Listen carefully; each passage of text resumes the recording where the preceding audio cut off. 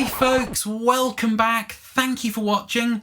Please do hit subscribe if you haven't done so yet. It really does help when you do that. So today folks, probably a slightly longer video, but hopefully an interesting one. And it's also a video I've been umming and ahhing over whether I should make or not for probably about 2 years now. So you might have seen this guitar on the channel before, but not very often. This is my 1992 Gibson Les Paul Standard. Now, a little bit of the story of how I came to own this guitar and my history with this instrument before we get going today. Growing up, my all-time favourite band was The Darkness, and if you've ever seen any of my older videos on this channel where I had a different camera angle in this room, you might have seen some Darkness posters on the wall behind me. They're probably still in my top 2 or 3 favourite bands. I absolutely love them. Now, I was always much more into the playing and the tone of Dan, the rhythm guitarist, more so than Justin, the lead guitarist and frontman. There was something about Dan's playing and sound that always just really resonated with me. He really was my guitar idol growing up, and still is in many ways. Now, having seen that band loads of times over the years and read all the magazine interviews and read all the online stuff, I knew that Dan's #1 guitar was a Honeyburst Les Paul Standard. So growing up, I always lusted over one of these guitars. I really wanted one, could never afford one. They very rarely came up secondhand in the left-handed model. But in the summer of 2012, this guitar showed up on eBay. And I saw it, and it seemed like a really good starting price, at least for the auction. And this is back in the day when I was on social media, which I'm not anymore. But I made the mistake of tweeting the eBay listing link to Dan, not expecting him to reply in a million years. But bugger me, he did. And he sent me a tweet back, and I think I've still got the email somewhere that Twitter sent me when he replied to the message. So if I can find that and screenshot it and put it on screen now, I will. But he said something along the lines of, "That seems like a very good starting price for that guitar. He prefers Grover tuners, which I think I probably do too, but he was pretty sure this guitar would kick my ass." So that was all the motivation I needed to try and get hold of this guitar. As far as I was concerned, it was like Dan Hawkins endorsed at that point. So I waited until the end of the auction, and I knew I could just about scrape together the money. So I put in a bid just slightly above the starting price, but fortunately nobody else bid, and I got it for the starting price. So I was really happy. It turned up, and for what I wanted the guitar to sound like when I was 22, this was it. This was the guitar. It felt great. It sounded great. For that kind of modern classic rock thing, I know it's a contradiction in terms, but you know what I mean, that kind of modern Les Paul, high gain Marshall type thing. It just was that sound. It was just my dream guitar. Now, I had a slight mishap with it. It was Christmas morning that year, just a few months after I bought it. And I was sat downstairs playing it because I wouldn't put it down at that point in time. And I was sat downstairs playing it, and between playing it and chatting to the family, I had it on the floor and I was holding it like that. And for whatever reason, it slipped out of my hand and landed on the nut. So I didn't think anything of it because these guitars seemed pretty indestructible, but I managed to do the classic Gibson thing of snapping off the headstock. So I was absolutely distraught. I'd finally got hold of my dream guitar and instantly broken it. But I took it to a local luthier, and a chap called Elton Jones here in Bristol, or works in Bristol, and fortunately he was able to repair it. And as many of you will know, I use 12 through 64 strings on this guitar in standard, so it puts a lot of upward pressure on the headstock. It has never moved. He repaired it so incredibly well. So since then, it's just been my go-to for heavy gain rock stuff. Condition-wise, it's pretty good for a guitar that's 30 odd years old. It's definitely been gigged over the years, not by me. So I did the headstock break, and the only thing you can see on that is a slight dimple, which probably could be filled with lacquer, but it would cost a lot more than it's worth cosmetically. There was a chunk taken off the side of the headstock that the previous owner didn't really glue back on very well. The truss rod cover has half the top of it missing. There's some cracks in the lacquer on the headstock. It's had a new nut over the years, and whoever put that in didn't do it very well because it chipped a load of lacquer away.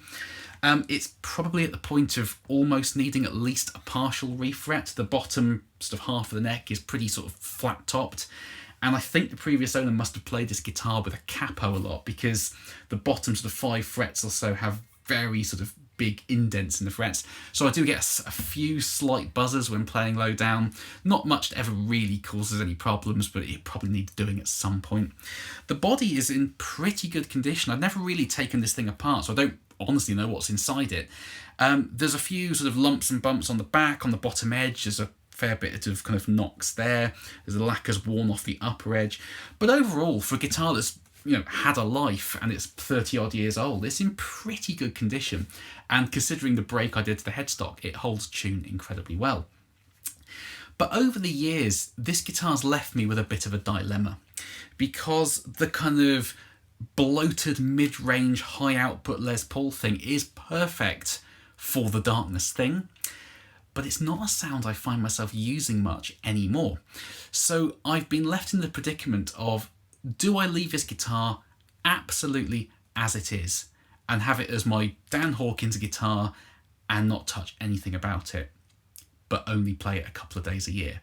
Or do I change it up from the darkness spec into something I'm going to play much more often? And I've resisted changing anything about this guitar for so many years. The only thing I changed, and this shows how nerdily obsessed I was with that band growing up, I read that Dan used a Tone Pros bridge on his Les Paul, so I put a Tone Pros on here. But more than that, the original Gibson bridges, the ABR1 type, have the screws on the inside next to the bridge pickup, typically. And the later, more modern Nashville type bridges have the screws on the back next to the tailpiece. On Dan's guitar, he has his back to front with the screws on the inside. So that's what I've done with mine. That's the level of detail I went to get this guitar to that specification. So I've really been hesitant to change anything about it now that it's there. But I'm just not really playing it. And it's such a good sounding guitar. I've got guitars that even unplugged don't sound particularly good, and it takes a lot of kind of changing things around to make it really, really work. This isn't one of them. This sounds astonishingly good whatever I put it into. I'm just not putting it into things very often, which is really heartbreaking because it's such a good guitar. It feels so nice, got a pretty slim taper neck, it's so easy to play, but I'm just not playing it. So finally I've caved in and I've decided to change this guitar into something I'm more likely to use. But usually if I'm taking a stock guitar and changing it up, the first thing I do is take the pickups and the hardware off and sell it on eBay to try and make a bit of money back. I'm not going to do that because I want to be able to get back to this specification with these electronics and this hardware within a couple of hours if I ever want to. So these pickups are going to be put in a box and stored securely away. They're not going to be sold or anything because I want to have this spec to hand. It will take a bit of soldering and banging about, but have this spec there ready to go within a couple of hours if I want it, because it is such a good sound. It's just not a sound for me nowadays. So today I'm going to change this guitar up in 4 stages and play the same things through the same amp with a single gain pedal along the way, so I can put the footage side by side and kind of document the transformation in sound. So the first thing I'm going to do is swap the pickups. Now that's going to be the biggest change we do to this guitar, so I'm going to do that first. The pickups I've gone for are a set I've wanted to check out for ages. Now these only arrived in the post about half an hour ago.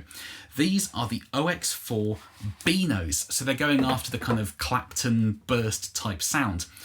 Depending on who you listen to, Clapton's guitar that was stolen but used on the Beano album was either a 59 or a 60. Most people say 60, some people say a 59. But at the end, at least, he had the pickup covers taken off with a black and white pickup sort of mismatched. So first and foremost, I'm going to swap the stock pickups out, and I will measure all these and put the values on screen when we get going for the OX4 Beanos, because I think that's going to make a huge difference to the sound of this guitar. Hopefully it will drop the output a bit, clean it all up, give it a bit more kind of top-end fidelity, a bit more dynamic range. That's what I'm hoping anyway. Now the second thing I'm going to do is swap the electronics and do a complete rewire. So here from Vintage Inspired Guitar Parts over in Switzerland, I have a set of the VI pots, which are the kind of overvalued 550k Central Lab replicas. I use these in all my guitars, very, very good pots. And I also have here from, where did this come from? Charles Guitars in London, a set of the Lux Paper in Oil Bumblebee capacitors. And I am going to be using the 50s wiring schematic on this guitar for vintage accuracy. I haven't really looked inside this guitar before. I'm guessing it has the modern wiring schematic. We'll find that out shortly. And also from, who is this? James's Home of Tone here in the UK, which is a new discovery of mine, a kind of smaller independent one-man retailer of high-end guitar parts. For a few things here, I have a brand new Switchcraft three-way switch, a Switchcraft jack, and this is the level of nerding out I'm going to here, some vintage correct reissue braided wire.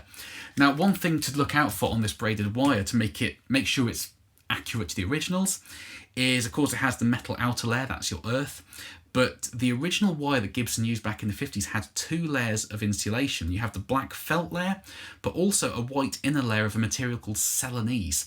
And both those layers of insulation are important for keeping the capacitance of the wire you use very, very low. So this is, this is nerding out beyond belief, but some vintage reissue wire too. And also for a more classic look, I've got some of the gold top hat knobs. The speed knobs on here are fine, but those old bursts had gold top hats. So you'll know when the electronics have changed because those will be on there. The third stage, I'm going to swap the hardware. So from Faber over in Germany, I have a selection of new guitar hardware. So a very lightweight aluminium tailpiece with some steel, studs to go in there. I'm not going to take the bushings out from this guitar because it's quite a heavy-handed job to do that, and it's not something you ever really want to do more than once if you can help it. So I'm going to leave the current bushings in there. I'm not going to swap them out. But some new steel studs to go in there. And in terms of the bridge, I'm going for the Faber ABR-N bridge, which is essentially an ABR1, an old school style, but it's made to the Nashville spacing, so you can fit it onto a guitar that's built around the Nashville bridge. The one thing I am going to have to do that is a little bit heavy-handed, but it's not too bad, is remove the studs for the bridge, because to use the Faber Nashville bridge, I need to use their adapter insert to go into the guitar so that it all works. So that's going to have to be replaced, but it's not too bad doing that as a job. So that's going to be stage 3. And finally, and until this point, I'm just going to kind of put the components in and get them vaguely at the same height and things that they are currently. Finally, I'm going to do a complete setup on this guitar, get the pickup heights and pole piece heights really dialed in, get the action set, get the relief in the neck set, get a brand new set of Packet Fresh strings on there, and just get this guitar sounding as good as I possibly can. So it's going to be a bit of a journey today. As I said, it's going to be a slightly longer video, but hopefully it should be interesting and we can kind of look along the way as how the tone is evolving. So without further ado, let's swap the pickups. Right then, let's open this up and have a little look inside. And as I said, I don't know. I think I've probably taken this plate off maybe twice in the 10 or so years I've owned it. I know it's got ceramic caps in there, but that's about all I can remember. So let's have a little look what's in here. Interesting. So the first two things that jump out at me there are this guitar doesn't have the standard Gibson pots. It has CTS pots, which you can tell looking at the codes. So this one here, R137. 137 is CTS. 92 is the year, so that matches to the year of this guitar. But usually in Gibsons you find the Gibson branded pots. So back in the 90s at least they were using CTS. And the other thing that jumps out is the braided wire I was talking about earlier, which is usually used for the wires to the switch and to the pots and the pickups and everything. This looks like it has some very thin plastic coated wire going up to the switch and probably down to the jack as well. It has this weird sort of junction thing in the middle. So let's have a look at the capacitor values. I'm assuming these are 0.022 because that's standard for Les Pauls, but that is interesting. And that is interesting as well. So it looks like we have 0.015 caps in here, which is the value more associated with the woman tone than anything else, but it looks like at this point in time, Gibson we're using 0.15 caps rather than 0.022. So that's one thing. Let's have a look at what the pot values are here. So this one here is 449k, so that's slightly under 500. That one is 465. This one is 466. And this one here is crazy. Okie dokie. So it looks like we have 3 pots that are slightly under. They're about 460k. I'm not sure what that neck pickup is. That's reading 1.6 meg at the moment, so that's a little bit weird. But anyway, so we're going to be putting in pots that are definitely overvalued on that. We're going to have about 100k on top of each in terms of that. The capacitor values are going to be going up to the more standard 0.022 microfarads, and I'm going to be wiring the guitar with the 50s wiring schematic, whereas it currently has the modern wiring schematic. So all that really means is how the capacitor connects between the volume pot and the tone pot. They're pretty similar, to be honest. With everything wide open, they sound pretty much the same, but with the 50s wiring, as you turn the volume down, you retain more high end. With the modern wiring, as you turn the tone down, you don't get the level drop that you do with the 50s. So it's a bit of a trade-off either way, but I much prefer having the high end as I roll the volume down. So we're going to be using the 50s wiring schematic in here. In terms of the switch cavity at the top here, if I can move the camera down, you can see we've got a lot of kind of plastic coated wire, and this looks pretty furry, which comes off with a screwdriver. So that's a very old switch, as you would expect. So that'll be swapped out for a brand new one, but we'll be getting rid of this plastic coated wire too. But for now, let's have a little look at the pickups. So as I said, I want to kind of take this out as a complete wiring loom that I could drop back in at a future date should I want to. But I do need to take the pickup wires off here and the runs off to the switch. So I'm going to take the pickup wires off first, put the new pickups in so I can use them with the current electronics. So we can just change the pickups and see exactly what difference they make on their own, but I am going to need to take these plastic wires off. That's all going to be replaced too. So I'm going to keep this part of the guitar as intact as I possibly can, but I am going to need to remove the pickup wires and the runs to and from the switch.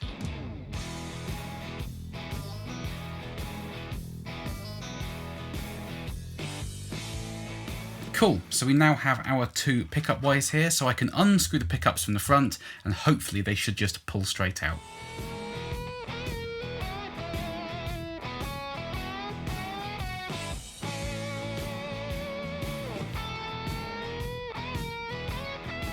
So before we solder the OX4 pickups into the Les Paul then, let's quickly use a multimeter to check the DC resistances.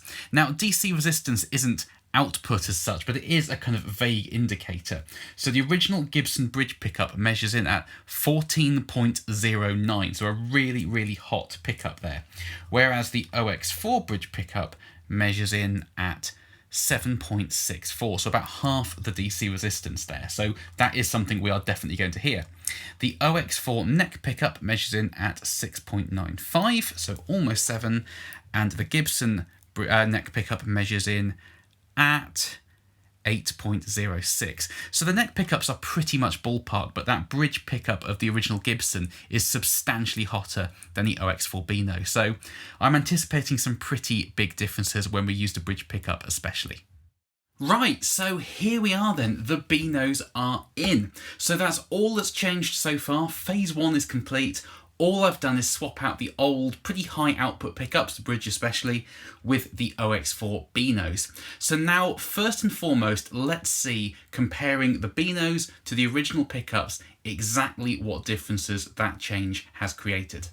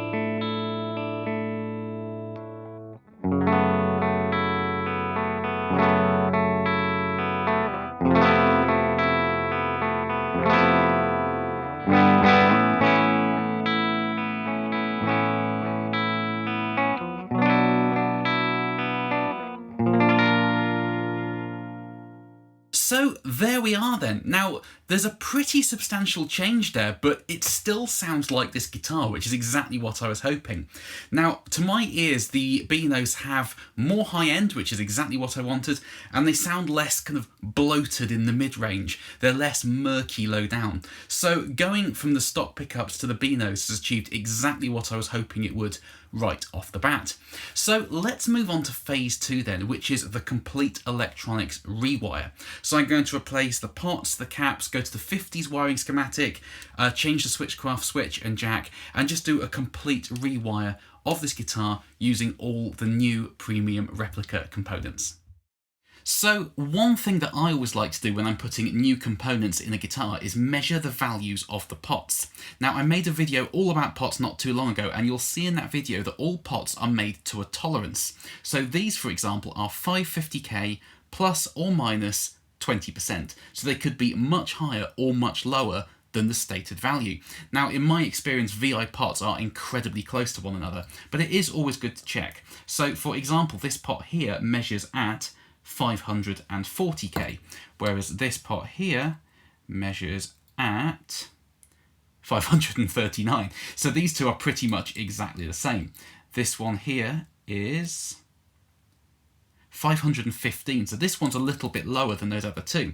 So you can then choose which exact pots you put in which positions in the guitar. So if you want to have a really glassy neck pickup, for example, you can put the highest value pots in the neck volume and tone. If you want to darken the bridge, that will work as well. So you can pick and choose exactly which pots you put where. So I always measure the pots and put the values on the back in Sharpie so I can see exactly which value of pots I'm installing in which positions. And while we're at it, let's measure the two capacitors as well, just to double check. So these should be 0.022, that is 0.0226, that is pretty much exactly right. And this one here is 0.0223. So those are both very, very accurate as well. So we can put these in the guitar confident that they are exactly 0.022 microfarads.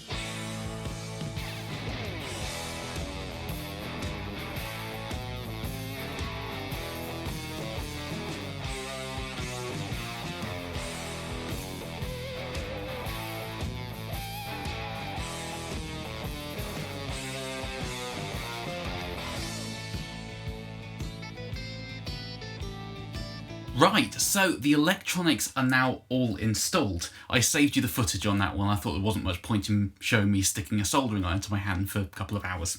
Now, something weird just happened, which has never happened to me before. I've just done a complete rewire of a guitar without really checking anything, plugged it in, and it worked. So I must be doing something right in terms of getting better with my wiring, because I think the first time I rewired a Les Paul, it took me about 2 days. Anyway, let's have a look at what phase 2 has achieved then. So the pickups are the same as the last little excerpt, but we've now just changed the pots, the caps, the wiring schematic, the switch, and all of that. So let's have a little look what difference that has made.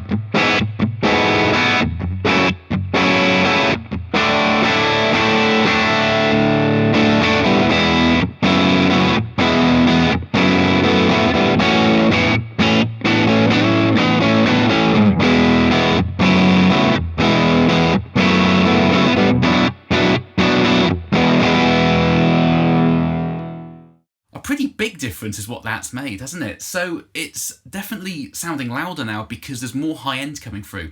The guitar sounds less stifled. You can really hear the kind of glassy chime up top.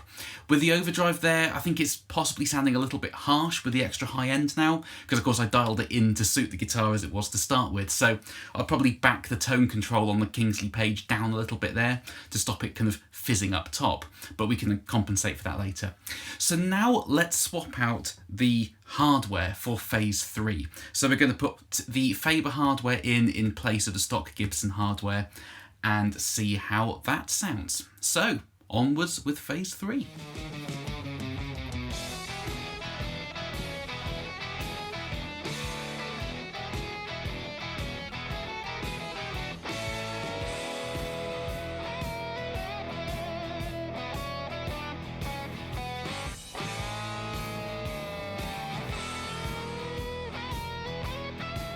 Right, so the Faber hardware is all installed now, so let's have a little listen to what difference this hardware makes to the sound of this guitar.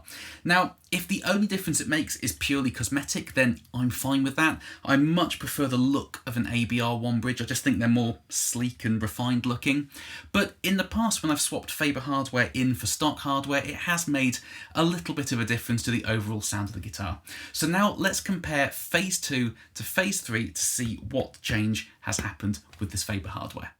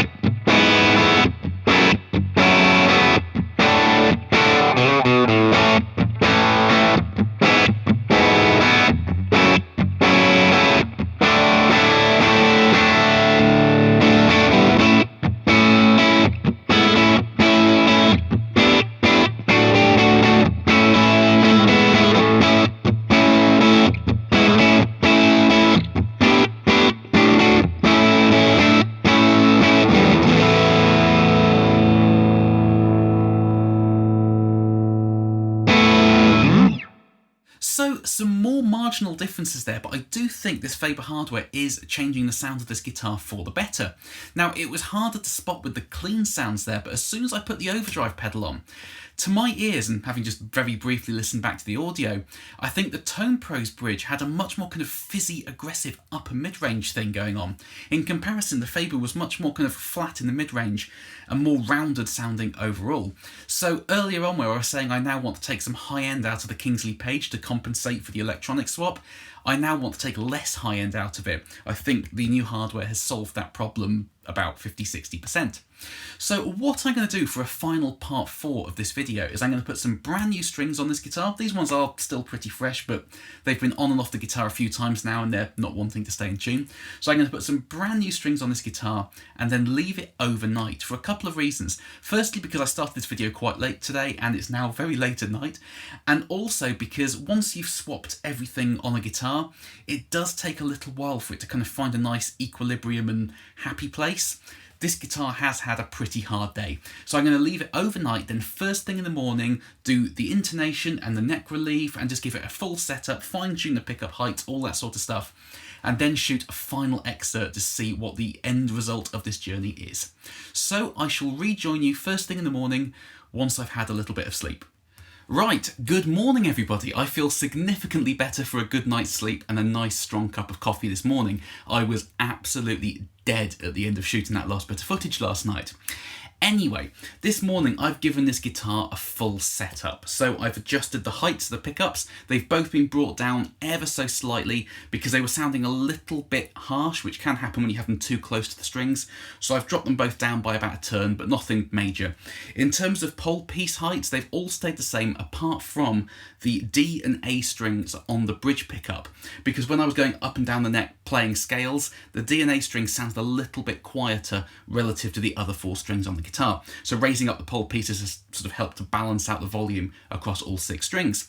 I've got the action set as low as I can get away with, the relief in the neck's absolutely fine, As I said at the start of this video, this guitar does have a few buzzers when played acoustically, but I think that's more the nut being a little bit too low and the frets being quite worn. So that's a job for a luthier to sort out at a later date. I'm not going to risk trashing the guitar to try and do that myself because I'm not very good at that sort of stuff.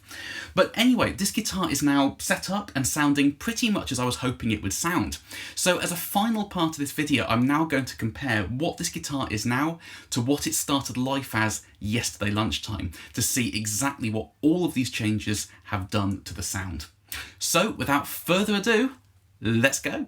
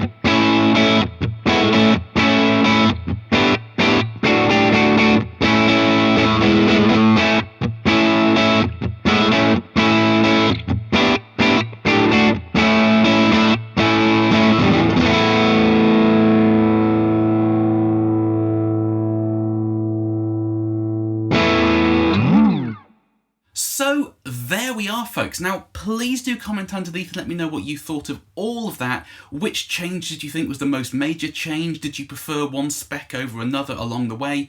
I love hearing your thoughts and opinions in the comment sections. But to me, all those changes have achieved pretty much exactly what I was hoping they would, which is this guitar now has more clarity, more dynamic range. It definitely has more high end, but it just sounds less congested in the mid-range. It was very kind of muffled before, whereas now you can hear every note, especially on the neck pickup with gain. You can play notes and when you hit a chord, you can hear every note, whereas before it was a bit of a kind of blob. And definitely the lower output bridge pickup is really working for me. Having that kind of 14K pickup before, it sounded very compressed and it pushed the amp really hard all the time, regardless of whether you wanted it to or not. This one is almost harder to play in a sense because the notes are less even, but that's kind of what I wanted. When everything is so compressed all the time, you don't really have anywhere to go, whereas now you do. You can hit the guitar hard and it explodes out the speaker, you can back off and it all cleans up, which is exactly what I wanted this guitar to be. But fundamentally, it still sounds like my Les Paul Standard, which is exactly what I wanted. I didn't want it to be radically different. I just wanted more high-end, more dynamic range, and less boxy mids, which it now has. But as I said, please do comment underneath, folks. Let me know what you think. Did you prefer it in its stock form? Do you prefer it now? I love chatting this all through with you guys. There might be things I tweak in the coming weeks, but I need to really get to know this guitar now as it is and work out things I might want to fine tune. But ultimately, I'm very, very happy. And I'm glad I made the change, which I was worried I might not be. I was worried I was going to sort of hear it now and go, oh, I actually shouldn't have changed anything. But I'm glad I've done it. So thanks, folks. Please do carry on subscribing to this channel. I know I always say it, but it does make a huge difference when you do that. And I will see you next time. Bye-bye.